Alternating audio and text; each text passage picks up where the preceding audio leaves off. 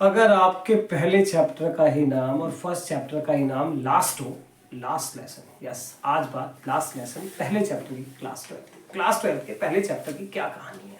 पहला chapter last lesson है और उस लास्ट लेसन की कहानी, सबसे पहले बेस क्या है, कहानी क्यों लिखी गई है।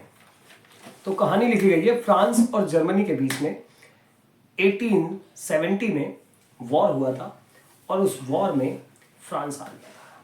फ्रांस के दो स्टेट एल्सेज और लॉरेन पर जर्मनी का कब्जा हो गया था और उन्हीं दो स्टेट के एक स्कूल की ये कहानी है जहां पर अब जर्मनी के रूल लागू हो गए थे। जर्मनी के रूल लागू हो गए थे कि भैया अब, और ये रूल लागू हो गया था कि अब वहां पे जर्मन पढ़ाई जाएगी, फ्रांस नहीं पढ़ाई जाएगी। बस कहानी यहीं से शुरू होती है।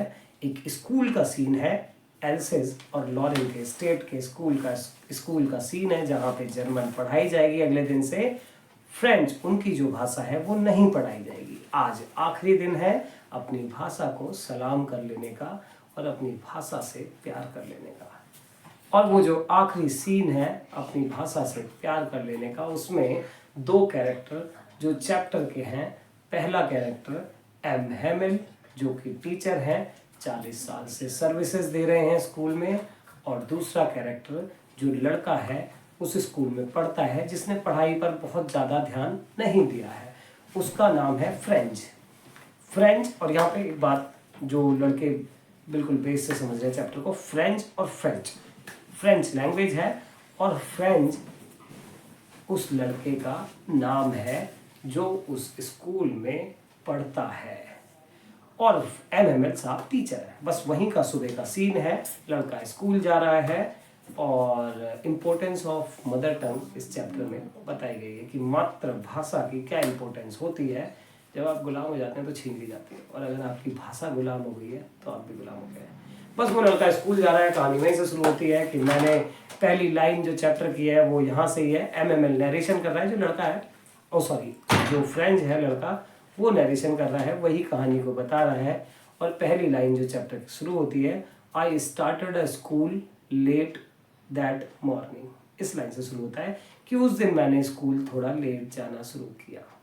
और लेट जाना शुरू किया स्कूल, और मैंने लेट गया तो मुझे लग रहा था कि सर रूल सुनेंगे, पार्टिसिपेंट पे रूल सुनाने थे, सर डंडा बहुत सन की टीचर हैं, पिटाई विटाई कर देंगे। और मैं भाग के जा रहा था तो थोड़ा रास्ते में जो सीन दिखा, पक्षी चहचहा रहे हैं, गार्डन है, ग्रीनरी है, तो लगा बंक मार दूँ आज। ये सब चीज़ ज़्यादा सुहावनी है, कौन स्कूल जाए, जाके वो सन की टीचर, उनकी डंडी, कौन पीरियड ले, यहीं बाहर बिता देते हैं टाइम। पर फ्रेंच कहता है मैंने अपने आप को रोका और सोचा चलो स्कूल चल ही पड़ते हैं, और वो स्कूल की तरफ चल पड़ा। और स्कूल जब वो जाता है, रास्ते में उसे ओल्ड हाउसर भी जो बाहर हैं वो रोकते हैं और कहते हैं भैया कहाँ, इतनी जल्दी कहाँ जा रहे हो। तो सोचता है मजाक कर रहे हैं, स्कूल जल्दी शुरू हो जाएगा। लेकिन जब वो स्कूल पहुँचता है आज और देखता है स्कूल में सब कुछ चेंज है, आज सब कुछ चेंज। जो जब स्कूल शुरू होता है तो हल्ला गुल्ला होता है, थोड़ा डेस्क की आवाज़, बच्चों की आवाज़, वो देखता है सब कुछ शांत है। और फ्रेंच चौंक जाता है कि सब कुछ शांत कैसे आज। ऐसा लग रहा था जैसे संडे मॉर्निंग है, छुट्टी का दिन है, सब शांत पड़ा है, सब अपनी डेस्क पे पहले ही बैठे हुए हैं। और फ्रेंच कहता है कि मैंने देखा कि हमारी क्लास के जो टीचर थे एमएमएल साहब, वो क्लास में पहले से ही डंडी लेके, छड़ी लेके, अपनी जो वो छड़ी रखते थे वो लेके इधर उधर चल रहे हैं और बच्चे अपनी डेस्क पे बैठे हुए हैं। और मैं पहुंचा और मैंने सोचा कि मैं कैसे जाऊंगा, और मुझे शर्म आ रही थी, लेट हो गया हूँ। और मैंने हिम्मत फिर भी किया और मैंने कहा सर मे आई कम। तो उन्होंने डांटा नहीं आज, वो टीचर, सन की टीचर जो हमेशा मारते थे, डांटते थे, आज उन्होंने डांटा नहीं। उन्होंने कहा अरे फ्रेंच तुम, अरे हम तो तुम्हारे बिना ही शुरू करते थे, आओ बेटा बैठो। और अब फ्रेंच और चौंक गया कि क्या मामला है, सर तो आज बड़े प्यार से, इतने प्यार से समझा रहे हैं। और मैं जाके अपनी डेस्क पे बैठ गया। और जब मैं अपनी डेस्क पे बैठ गया तो मैंने सोचा कि पार्टिसिपेंट पे क्वेश्चन करने थे, और मैं सोचने लगा, मैंने देखा भाई क्लास का एटमॉस्फेयर इतना शांत। और जो चौंका देने वाली चीज़ थी उस दिन वो ये थी कि मैंने क्लास के पीछे वाली डेस्क पे देखा, जो हमारे गांव के लोग थे वो भी आए हुए थे, सारे गांव के लोग आए हुए हैं, पीछे बैठे हुए हैं। तो मैंने सोचा आज क्या कुछ खास है। मैं ये सब सोच ही रहा था, फ्रेंच कहता है, और मेरा नाम अनाउंस हुआ। सर ने बोला हाँ भाई फ्रेंच रूल बताओ। और मैं खड़ा हुआ और मैंने सोचा, और उससे पहले सर ने एक बात और बोली जो बहुत इंपॉर्टेंट, जो चैप्टर को बताती है। उन्होंने बोला, this is our last French lesson, ये हमारा लास्ट फ्रेंच लेसन है, कल से तुम्हें जर्मन पढ़ाई जाएगी। हमारे दोनों स्टेट जो हैं एल्सेस और लॉरेन पर कब्जा कर लिया गया है जर्मनी के द्वारा। अब यहाँ से कहानी शुरू होती है और फ्रेंच सोचता है कि अब तक तो मुझे कुछ आता ही नहीं है, और अपनी लैंग्वेज के प्रति आज उसका टूवर्ड द लैंग्वेज उसका जो प्यार था वो इतना जाग जाता है, वो सोचता है कि आज तो सब कुछ रूल सुना दूंगा सर को। और वो जब रूल सुनाने खड़ा होता है और वो पहली लाइन बड़ी एक्साइटमेंट में बोलता है, पर उसके आगे वो सुना नहीं पाता। और आप सोचो क्लास में जब कभी आपके साथ ऐसा हुआ हो, सारे बच्चों में आप खड़े हो जाएं कुछ सुनाने के लिए और आप सुना ना पाएँ, सडनली चुप हो जाएं और वो शर्म के कारण नीचे सर कर लेता है और डेस्क पकड़ लेता है, सोचने लगता है कि सुना नहीं पाया वो उसका। अब टीचर समझाने लगते हैं एमएमएल साहब कि फ्रेंच परेशान मत हो, तुम्हारी गलती नहीं है, मेरी भी गलती है। और फ्रेंच साहब का स्कूल के बाहर एक गार्डन है, तो कहते मैं भी तो तुम्हें अपने गार्डन में पानी देने कभी कभी भेज देता था, काम करवाता था तुमसे।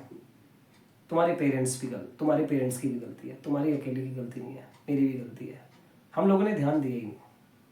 आज ये कंडीशन जो तुम्हारी है, जो तुम नहीं सुना पा रहे हो, सब जिम्मेवार है, हम सब जिम्मेवार हैं। लेकिन फ्रेंड्स एक बात याद रखना, पूरी क्लास में वो कहने लगे, एक बात याद रखना कि जब तक आदमी के पास अपनी लैंग्वेज की पावर है, जब तक आप अपनी लैंग्वेज को होल्ड करके रखते हो, ऐसा है जैसे कि अगर आपको किसी कैद में कर दिया गया है, पिंजरे में कर दिया गया है, अगर आपके पास आपकी भाषा है तो आप ये समझना कि आपके पास उस पिंजरे के ताले की चाबी है, आप उस कैद से बाहर निकल सकते हो कभी भी। लेकिन अगर आपने अपनी भाषा खो दी, अपनी मातृभाषा खो दी है, तो आप गुलाम ही रह जाओगे हमेशा। और बात सही है। सपोज करें आप इंडिया जब गुलाम बना और अगर सब कोई इंग्लिश ही बोलने लगता, हर कोई इंग्लिश ही बोलने लगता और कोई भी हिंदी ना बोलता, जो आज़ादी के हमारे हीरोज़ थे उन्होंने अपनी भाषा पकड़ के रखी, जो बंगाली था उसने बंगाली पकड़ के रखी, जो गुजराती था उसने गुजराती पकड़ के रखी, जो हिंदी था वो उसने हिंदी पकड़ के रखी, और इसलिए आज ये सारी भाषाएं इंडिया में जिंदा हैं। अगर हम इंग्लिश ही बोलने लगते तो हम आज भी शायद गुलाम ही होते। तो वही फ्रेंच को समझा रहे थे और पूरी क्लास को समझा रहे थे एमएमएल साहब कि जब तक हमारे पास हमारी भाषा है, तब तक हमारे पास उस पिंजरे की जिसमें हम बंद हो गए उसके ताले की चाबी है। और फिर वो बैठ जाते हैं और एक और लेसन दे देते हैं उन्हें एस्से पे लिखने के लिए। और एमएमएल का जो दुख है उस दिन वो बहुत ही ज़्यादा है, और वो उस दुख को दिखाते हुए उसके बाद पर्सियन जो सोल्जर है, जर्मन सोल्जर, उनकी ड्रिलिंग की साउंड आती है और अब टाइम हो जाता है जाने का। और सारे जो पीछे लोग बैठे थे गांव वाले, एमएमएल और फ्रेंच को अब समझ आता है कि जो आज गांव के लोग थे वो क्यों आए हैं। वो आए हैं उस टीचर की 40 साल की सर्विसेज की को रिस्पेक्ट देने, कि इस टीचर ने 40 साल हमारी भाषा को दिए। वो सब आज आ गए थे सारे कायदा लेके, जो एबीसीडी का कायदा होता है ना हिंदी इंग्लिश में, वो कायदा लेके बैठे थे और हर कोई फ्रेंच के लेसन को आज रट लेना चाहता था जैसे कि, और वो टीचर भी आज ऐसे समझा देना चाहते थे कि जैसे वो एक ही झटके में सब कुछ समझा देना चाहते हैं, सारी बात बता देना चाहते हैं, फ्रेंच सिखा देना चाहते हैं। और थोड़ी देर बाद फ्रेंच ने नोटिस किया कि एक कबूतर उड़ के आया, और वो कबूतर उड़ के आया और स्कूल की छत पे वो सीन है। और फ्रेंच सोचने लगा कि जो ये वॉर होते हैं, कब्जा हो जाता है लोगों का, जर्मन के लोग हमें तो इम्पोज कर सकते हैं कि हम कल से जर्मनी पढ़ेंगे, फ्रेंच नहीं पढ़ी जाएगी, क्या ये इन कबूतरों को भी समझाएंगे कि ये अब अपनी भाषा नहीं बोलेंगे, कल से जर्मनी बोलना ये भी शुरू करेंगे। इन पे कोई कब्जा नहीं है। पंछी, मैं एक हमने गाना सुना था ना, पंछी, नदियाँ और हवा के झोंके, इन पे कोई सरहद कहते हैं इन्हें कोई सरहद नहीं रोकती, ये गुलाम नहीं हो सकते, वैसी है। और फ्रेंड सोचता था क्या कबूतर को भी सिखा देंगे जर्मन, हम पे तो कब्जा कर लिया है।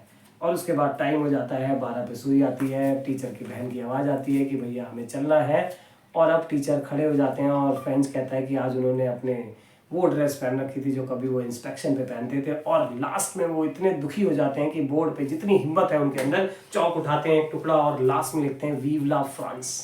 ये फ्रेंच में बोला मैंने, वीव ला फ्रांस मतलब बाय बाय फ्रेंच, फ्रेंड्स जिंदाबाद, ये कह के और कुछ कहे बिना वो ऐसा जेस्चर दे देते हैं। वो कितने दुखी हैं, इतना दुखी उन्हें कभी नहीं देखा गया। और अपना सर वाइट बोर्ड की या ब्लैक बोर्ड जो भी है वहाँ ब्लैक बोर्ड की तरफ करके दुखी होके और वहाँ से चल पड़ते हैं।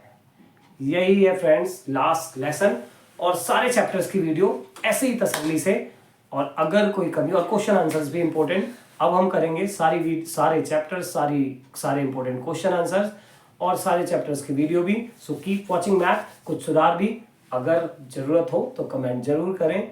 ये मुझे कहना पड़ता है, पता है पुराने चैनल पे मुझे कहना नहीं पड़ता था, पर ठीक है फिर से हम कहेंगे ये, कमेंट करें अगर कोई सुधार करने की जरूरत हो, और लाइक सब्सक्राइब। ठीक है, गुड बाय।